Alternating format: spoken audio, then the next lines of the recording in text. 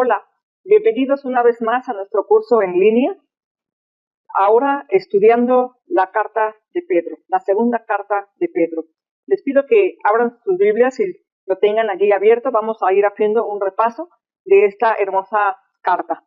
Ya vimos la carta primera de Pedro y algunas cosas importantes respecto a esta carta. Obviamente vamos a tomar algunos aspectos introductorios, nuevamente considerando el autor. El autor, Pedro, como lo dice aquí en el versículo 1 del capítulo 1, Simón Pedro, siervo y apóstol de Jesucristo. Como vemos, se identifica a sí mismo como siervo y apóstol. También en esta carta hace alusión, allá en el versículo 16 al 18 del capítulo 1, que él estuvo o fue testigo de la transfiguración. Dice allá, cuando oyeron una voz que decía, este es mi Hijo amado, en el cual tengo complacencia. Dice, y nosotros oímos esta voz enviada del cielo cuando estábamos con él en el monte santo. Está haciendo alusión de esa experiencia. También él en esta carta, en el capítulo 3, versículo 1, él está diciendo que dice allí, amados, esta es la segunda carta que os escribo. Entonces él está diciendo que prácticamente nos está diciendo que son los mismos destinatarios a los cuales se escribió la primera carta. ¿En qué fecha se escribe esta carta? Esta carta se puede fechar un poco antes del 65, ya que en el 65 es la tradición establece como la fecha en la cual Pedro padeció el martirio. Él muere en el 65. Entonces, obviamente, esta carta fue escrita antes. Ahora, en este capítulo 1, en el versículo 15, dice, también yo procuraré con diligencia que después de mi partida vosotros podáis en todo momento tener memoria de estas cosas. Ahora, en el 14, él también dice que en breve debe de abandonar el cuerpo, como nuestro Señor Jesucristo me lo ha declarado. Él, en esta carta, él siente que su muerte realmente es inminente, ya está muy pronta, y así fue. Entonces, esta carta es la fecha que podemos situarla. ¿De dónde escribe esta carta? Podemos deducir que es la misma procedencia que de la primera carta. Cuando allá en el primera de Pedro 5:13 dice que la iglesia que está en Babilonia elegida saludaba, ¿verdad? En la iglesia de Babilonia, en realidad, sabemos que es una expresión para referirse a Roma. Los destinatarios, como decíamos, son gentiles, cristianos, gentiles y judíos de esas 5 provincias del Asia Menor, como dice allá en la primera carta, en el versículo 1, ¿verdad? Del Ponto, Galacia, Capadocia, Asia y Bitinia. ¿Cuál es el propósito de Pedro al escribir esta segunda carta? Bueno, esta carta él escribe para alentarlos a que perseveren, a que sigan adelante y que crean y se afianzan y crezcan, ¿verdad? En la palabra de Dios, en la verdadera fe de Jesucristo. Hay ciertas características de esta carta muy interesantes en relación a la anterior. En primera de Pedro decíamos que el lenguaje, el griego era un griego muy fluido, muy bueno. En este hay diferencias en el estilo. Y claro, en esta segunda carta no hace alusión a que él fue ayudado por un amanuense, ¿no? Como menciona en la primera carta, en el 5:12, donde dice que Silvano le ha ayudado, Silvano ha escrito la carta. Aquí no menciona. Entonces, obviamente podemos pensar que es el mismo Pedro que lo está escribiendo. Como decíamos, varias cosas respecto a la autoría de Pedro era deducir que él, siendo un hombre del vulgo, sin letras, ¿cómo era posible que hubiese escrito esta carta? Bueno, se entiende que quizás no tuvo una preparación muy elevada, pero sí pudo haber tenido una preparación pues básica. Entonces, puede ser, no podemos descartarlo como que no fuese posible, ¿verdad? Ya que se reconoce a él como el autor. Ahora, otra diferencia de la carta en cuanto al contexto. En la primera carta veíamos que se mencionaba desde un contexto de sufrimiento, donde los creyentes estaban padeciendo persecución, donde eran calumniados. Y obviamente la persecución era más como externa. Ahora aquí, en esta carta, el peligro está dentro de la iglesia. Son esos falsos maestros que están enseñando herejías, de lo cual Pedro va a estar anunciando su castigo como algo seguro que ocurrirá. Esta carta también podemos decir que tuvo un escaso reconocimiento por parte de los padres de la iglesia. El primero padre de la iglesia que mencionó el escrito de Pedro, de segunda la carta de Pedro, fue Orígenes, y eso allá en el siglo III.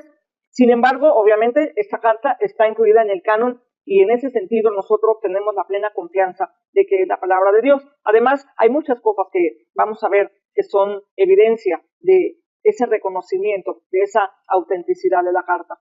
Ahora bien, el tema de esta carta, él expresa que hagan memoria de las palabras del Señor, que hagan memoria, que no se olviden. Es lo que él quiere, que los lectores tengan presente siempre esto. Lo vamos a ver en el desarrollo del contenido de la carta.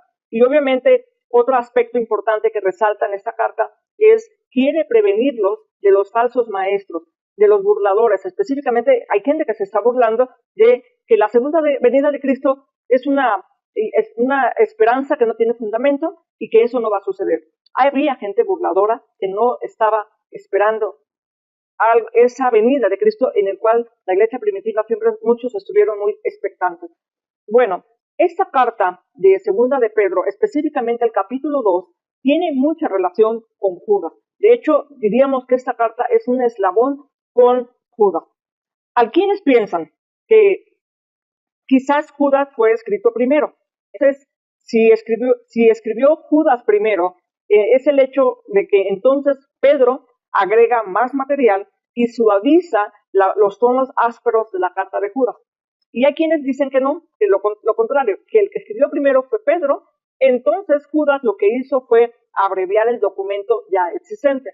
Y una tercera posibilidad es que ambos, tanto Pedro como Judas, pues tomaron información de un documento ya existente. Bueno, hermanos, estamos pasando a nuestro desarrollo del contenido. Vamos con el capítulo 1. Nuestra primera parte, la salutación, del versículo 1 y 2. Hagamos un breve análisis de estos dos versículos. Dice, Simón Pedro, siervo y apóstol de Jesucristo, a los que habéis alcanzado por la justicia de nuestro Dios y Salvador Jesucristo, una fe igualmente preciosa que la nuestra. Gracia y paz os sean multiplicadas en el conocimiento de Dios y de nuestro Señor Jesús. Pedro enfatiza, ¿verdad?, que la gracia es lo que nosotros por gracia alcanzamos, la justicia de Dios. No es por esfuerzos propios. En sí, la salvación depende de Dios, ¿verdad? Habéis alcanzado la justicia. Así de que es algo muy importante. Y luego dice, gracia y paz os sean multiplicadas en el conocimiento. Ahora, aquí la palabra conocimiento no es gnosis, sino epignosis. Y ya lo hemos visto en otras clases. Epignosis es por encima de, o sea, un conocimiento de verdad especial, superior. Pero más que nada, aquí lo que Pedro nos está instando es que nosotros debemos de tener un conocimiento de Dios profundo. Esa fe, porque dice aquí una fe preciosa. La fe preciosa se construye o se edifica por medio de conocer la verdad acerca de Dios. No es una emoción, sino es basada en el conocimiento de Dios. Allí descansa la fe. En esta segunda parte de nuestro bosquejo, la gracia y el conocimiento de Dios, vamos a ver del capítulo 1, versículo 3, hasta terminar, hasta el versículo 21. Dice aquí, como todas las cosas que pertenecen a la vida y a la piedad nos han sido dadas por su divino poder, mediante el conocimiento de aquel que nos llamó por su gloria y excelencia. Lo que se refiere a la vida, lo que pertenece a la vida, dice, nos ha sido dado. La piedad tiene que ver con ese carácter semejante a Cristo que en tal vida, en nuestra vida, se debe de producir. Dice aquí, gloria y excelencia, mediante el conocimiento de aquel que nos llamó a su gloria y excelencia. En nuestra vida tiene que haber habla de la excelencia como un aspecto moral de la vida, pero también habla de algo importante, el cómo reflejar la gloria de Dios. Pedro menciona la gloria de Jesús allá cuando dice en el 1:16 al 17 que ellos con sus propios ojos vieron la majestad.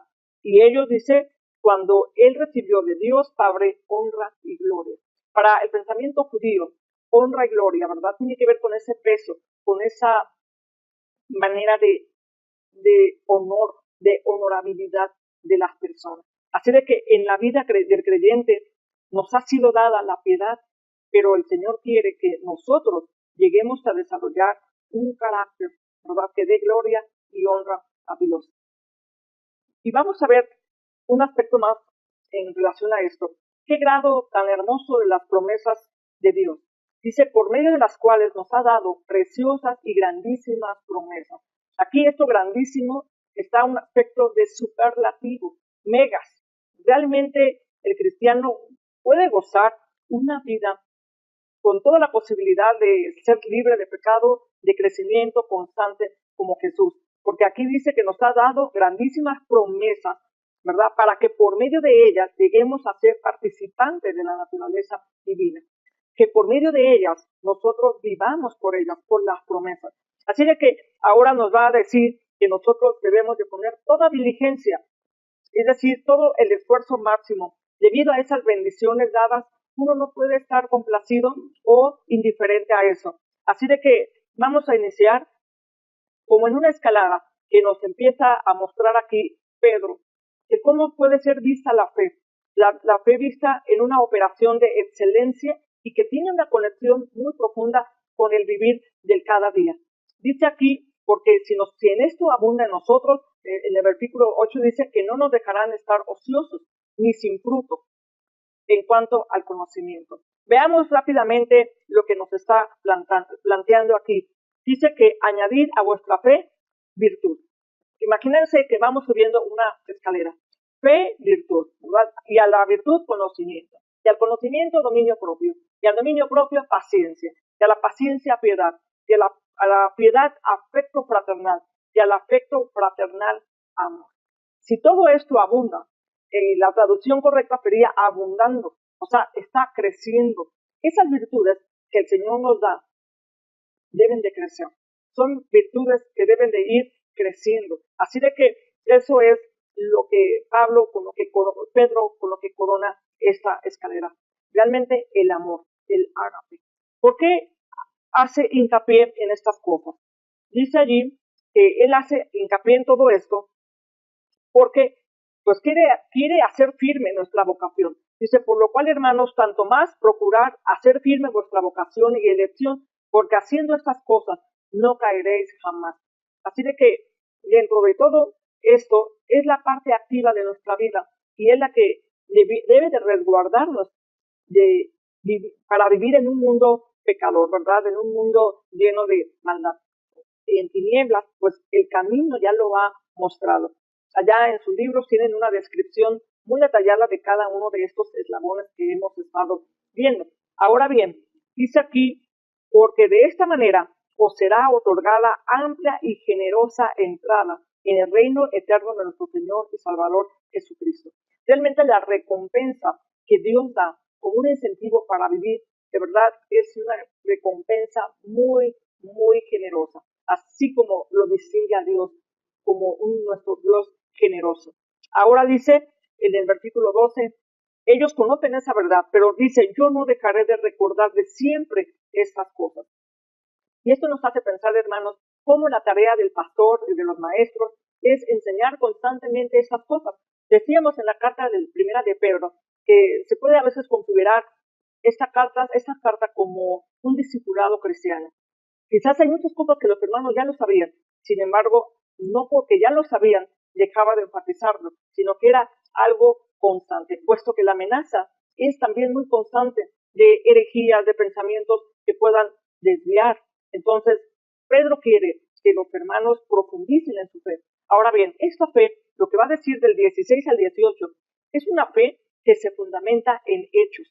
Vean lo que dice aquí, muy interesante. Versículos 16 al 18. Porque no os hemos dado a conocer el poder y la venida de nuestro Señor Jesucristo siguiendo fábulas artificiosas, sino como habiendo visto con nuestros propios ojos su majestad. Dice, está basada en hechos y Él es testigo de esos hechos. Y dice, y no en fábulas artificiosas. Aquí la palabra para fábulas artificiosas, sesofismenois y tois, sofiso. Hay una raíz sofiso allí que quiere decir algo que ha sido creado, armado, de manera muy ingeniosa. Esto no está basado en cuentos, sino realmente en la verdad. Y Pedro les está recordando a los lectores que él estuvo presente en la transfiguración. Allá lo que menciona en Lucas 9, del 28 al 36. Dice aquí, habiendo visto con nuestros propios ojos, su majestad. Cuando en el Nuevo Testamento se usa la palabra majestad, solamente se usa para describir la gloria divina. Así de que Pedro, con esta certidumbre de lo que nos está diciendo, que él por sus propios ojos vio la majestad, y luego dice que también ellos, ¿verdad?, escucharon, obviamente, la voz que decía, este es mi hijo amado en el cual tengo complacencia. Dice, nosotros oímos esa voz enviada del cielo cuando estábamos con él en el monte santo. Por sus propios ojos vieron y escucharon todo esto. Ellos fueron testigos. Así de que esto, de que no ha sido armado artificiosamente con mitos, sino sostenida en evidencias históricas, realmente va a darnos pauta para entender que no hay razón alguna para creerle a los falsos maestros que negaban que hubiera una segunda venida de Cristo. Ahora, bien, esto del versículo 19 al 21, algo también muy importante, porque todos estos sucesos de los que él ha mencionado, hechos históricos fundamentados, reales, que él mismo fue testigo, dice, han sido confirmados porque han sido cumplimiento de la profecía.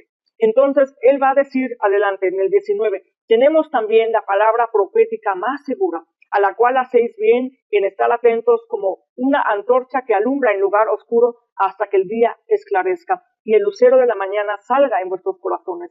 Entendiendo primero esto, que ninguna profecía de la Escritura es de interpretación privada, porque nunca la profecía fue traída por voluntad humana, sino que los santos hombres de Dios hablaron siendo inspirados por el Espíritu Santo. Todos los eventos que Pedro ha referido, esa venida de Cristo, realmente es el cumplimiento del Antiguo Testamento. Entonces se ha cumplido la profecía de esa primera venida, pues por lo tanto es una garantía de que se cumplirá la segunda venida que está anunciándose aquí. En el versículo 19, ¿verdad? Dice, nosotros tenemos la palabra profética más segura. Dice que nosotros podemos estar atentos, dice, hasta el día que esclarezca. Esta es bien importante la expresión, el día, ¿verdad? El día que esclarezca está apuntando a la venida de Cristo. Y más adelante vamos a ver referencias en el capítulo 3 como el día del Señor, el día de Dios y al final el día de la eternidad. Entonces hay varias expresiones para esta expresión que aquí comienza iniciando el día que esclarezca. Dice, y el lucero de la mañana salga en vuestros corazones. Este lucero de la mañana, en el griego es fósforos, que se refiere a la estrella que trae el alba. Y aquí, de alguna manera simbólica, está presentando a Jesús como una estrella. El retorno de Cristo, ¿verdad?, va a traer gozo y va a traer luz al corazón de todos los creyentes, de todos nosotros. Es lo que está diciendo allá. Ahora, Pedro está en el versículo 20, ¿verdad? Está negando la posibilidad de una interpretación privada de la profecía. O decir que un individuo venga con que ha recibido una iluminación especial. No hay tal cosa. En realidad, aquí habla de la importancia de la responsabilidad de la comunidad cristiana. Obviamente, los falsos maestros y los profetas falsos se dedicaban a desglosar y a desgranar sus propias ideas.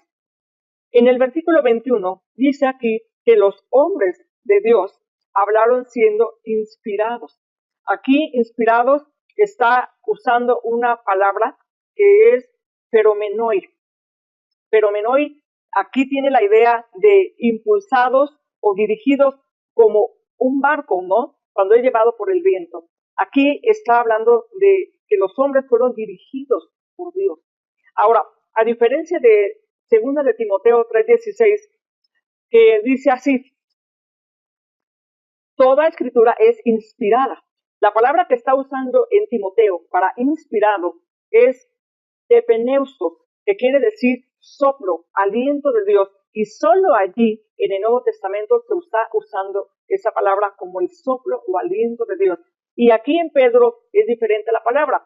Como los mencionaba, tiene la idea de impulsar o dirigir un barco. En este caso, obviamente, impulsar a los hombres a escribir. ¿Cómo estos hombres hablaron? Y eso nos da y afirma, ¿verdad? Y nos da la certeza de cómo la escritura no fue producto o de origen humano. No fue por el esfuerzo humano, sino que fue por la palabra de Dios. En el Antiguo Testamento vemos que los hombres se refieren a sus escritos como palabra de Dios. Los profetas usan mucho esa expresión, palabra de Dios que vino a mí. Entonces, hay más de 3.800 referencias en las que los profetas dicen palabra de Dios que vino a mí.